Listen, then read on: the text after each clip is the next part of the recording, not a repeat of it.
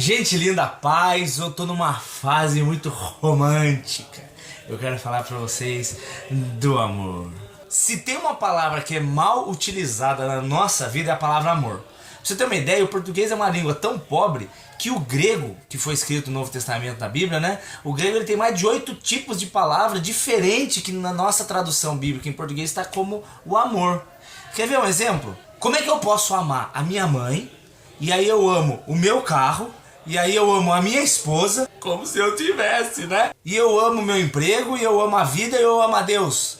Não são as mesmas palavras. Mas o assunto hoje que eu quero mostrar pra vocês é a questão do relacionamento. O que a Bíblia fala que é o amor entre um homem e uma mulher? O que a Bíblia quer dizer quando ela fala, por exemplo, em 1 Coríntios 6, que serão os dois uma só carne? O que a Bíblia está querendo dizer com isso? Que relação é essa de ser uma só carne? Vamos pegar um livro da Bíblia chamado Cantares de Salomão. Ele está no Velho Testamento e ele foi escrito originalmente no hebraico. Cantares de Salomão, como o próprio nome diz, é um livro escrito por Salomão. Dizem os estudiosos que Salomão escreveu ele quando ele era novinho.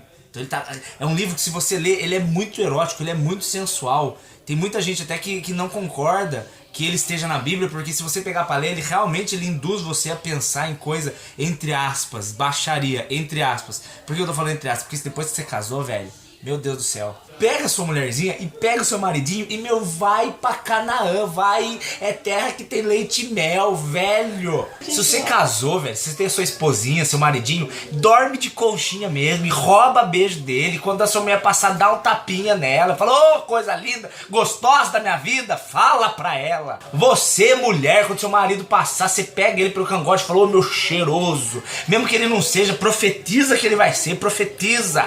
Mas voltando pro livro de Cantares. O livro de Cantares, ele nos deixa claro como é que Deus enxerga o relacionamento amoroso entre duas pessoas e como é que a gente tem que fazer para dar certo. Deus, ele dá o caminho para que a gente ande em cima, porque daí é certeza de sucesso. O começo do livro, ele traz pra gente, o começo do livro de Cantares de Salomão, uma palavra que está traduzida como amor em português, que no hebraico quer dizer raiá.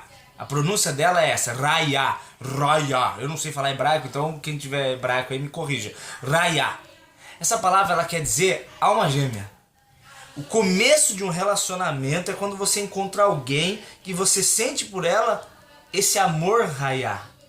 É uma pessoa que você gosta muito, que você tá junto, que você vê que vocês combinam. Não necessariamente que vocês são iguais, vocês podem até ser o oposto, mas o que um gosta, o outro vai gostar também. Você vai no cinema, ela vai junto. Ou ela quer cozinhar e ele gosta de comer a comida dela, ou ele gosta de cantar, ela gosta de música. Você começa a ver que há ali um encontro das duas almas, cara.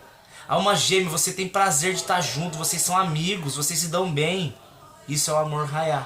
E começa por aí, esse é o primeiro passo, é a primeira lenha da fogueira. Mais pra frente no livro você vai encontrar outra palavra que está traduzida como amor, que no hebraico original a pronúncia é ahavá.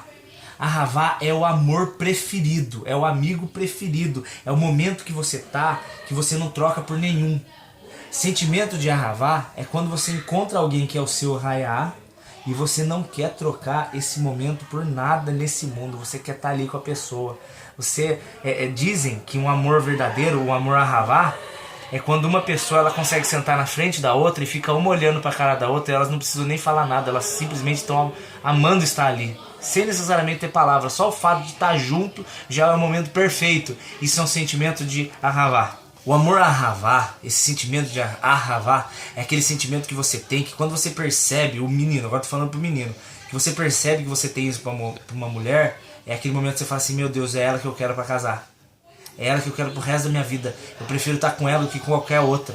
E o oposto é verdade, quando a menina ela tem tanta admiração pelo menino, e principalmente pelo Espírito Santo que habita naquele menino, que ela olha pra ele e fala assim, eu não quero ter nenhum outro na minha vida, eu quero ter ele. Ele é o perfeito para minha vida, é ele o homem de Deus para minha vida, é ela a mulher de Deus para minha vida. Esse é o sentimento de ahavá. O raiá passou a ser ahavá, é um nível a mais, é mais uma lenha que você coloca nessa fogueira. E o último dos amores, que você encontra de 2/3 para o fim do livro, é um amor chamado Dod. A pronúncia dele é o Dod. E o que é o Dod? É o amor sexo. É o eros, é o erótico, é o toque, é o cheiro, é o gosto, é a textura um do outro. Um conhece o outro, um sabe o gosto do outro, um sabe o cheiro do outro, um sabe onde que o outro gosta, o que o outro não gosta. Tem uma intimidade tão grande que o corpo dele é o seu corpo e o corpo seu é dele, o dela, o corpo dela é dele. Igual 1 Coríntios 7 deixa claro que um é dono do corpo do outro, não como posse, mas como intimidade, cara. Esse sentimento de Dode, ele é um sentimento pós a bênção de Deus. Depois que você recebe a bênção, depois que você assumir o Ahavá perante a sociedade, perante Deus, perante o mundo, perante os homens, quando você chegar a levantar a mão, essa mulher é minha, esse homem é meu. Aí você coloca uma aliança, não necessariamente aquela aliança do dedo, tô falando uma aliança diante de Deus. Fala, essa mulher e esse cara é meu. Depois que vocês passaram por isso, aí vocês vão passar pro amor Dode. Esse amor Dode de um descobrir um outro, um conhecer o outro, um ter intimidade com o outro, coisa mais linda do mundo. Um dia eu vou descobrir como é que é isso. Não se engane, cara. 1 Tessalonicenses 4 deixa claríssimo que o desejo de Deus para a vida do que crê. Se você não crê, vai viver a sua vida do jeito que você quiser, o problema é seu, depois você vai dar conta. Mas se você crê, o desejo de Deus para nossa vida é a santidade, santificação e pureza. E isso envolve não cair na fornicação. Fornicação é o sexo antes do casamento. Fornicação é o sexo sem a bênção de Deus, velho. Você só vai passar pro nível 3 do Dode depois que você tem a bênção do Senhor Jesus. E a bênção do Senhor Jesus, ela vem depois de você pegar e assumir perante a igreja, perante os homens, perante todo mundo que aquela mulher é sua ou aquele cara é seu. Aí, velho, depois que assumiu, vai pra festa. Vai os dois e rebentam, um rebenta o outro. E só não pode sodomia. E procura na internet o que é, que eu não vou te falar o que é. Mas a única regra não pode sodomia. O resto entrou em um acordo aí o casal, manda ver, velho. Sempre lembrando de ter um leito sem mácula. Ele é a cereja do bolo. O amor físico, esse amor Dode, ele é a cerejinha do bolo. Ele é a última lenha dessa fogueira. Estando essas três madeiras, o amor Hayá, o amor Ahavá e o amor Dode, um em cima do outro, e o Espírito Santo vem com a bênção e pá, é um fogo que não apaga nunca mais. É por isso que Jesus fala que o que Deus uniu, homem nenhum separa. Porque Deus une quando a pessoa, o homem e a menina, passa por esses três passos. Por que não dá certo aí fora? Porque você começa a ver um bando de relacionamento que pula direto pro sexual, um caso, uma traição. Por que aquela pessoa não encontra satisfação naquela coisa? Por que aquelas meninas que vão na balada, aqueles caras que vão na balada e vão lá um pegar o outro, um morder o outro e tal, e voltam pra casa mais vazio do que foi? Porque eles estão pulando etapas, velho. Por que tem casal que tá casado faz tanto tempo, mas o casamento é uma desgraça? Ah, mas eles são amigos, eles andam juntos, mas eles não têm sexo, eles não têm intimidade física. É porque eles não têm o amor Dode. Só vai ser pleno e só vai ter aquele fogo do Espírito, que é coisa linda, quando os três passos estiverem cumpridos. Eu tô fazendo esse vídeo para você analisar o seu casamento ou o seu namoro, ou a sua intenção de casamento. Você tem que ter esses três passos bem pré-definidos e esses três passos extremamente obedecidos diante de Deus. Porque Deus ele só vai ter um compromisso de abençoar, ele só vai ter um compromisso de cuidar e de abençoar e de dar fogo e de dar a bênção dele se você obedecer os passos que ele pré-definiu.